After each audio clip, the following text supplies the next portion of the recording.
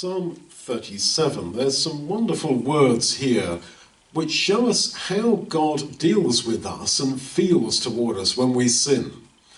A man's goings or steps are established by Yahweh. He delights in his way. God takes pleasure in his people, as David says elsewhere.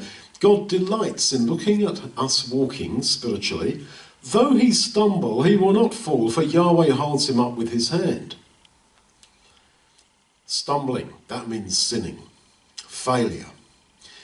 He's saying that we are little children to God, and just as a parent delights to see that little child walking, so God delights in our goings, in our walking.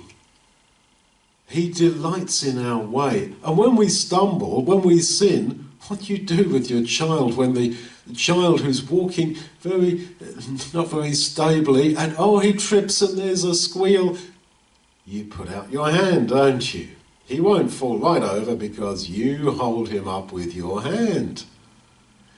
That is how God sees us when we sin, when we stumble. It's not, you sinned? Okay, so God's like not around anymore.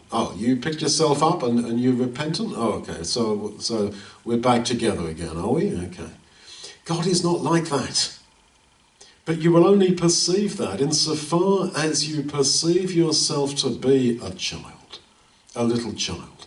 Insofar as you are humble, and do not arrogantly think that I walk as a mature spiritual adult with God and with his son. No, you're a child.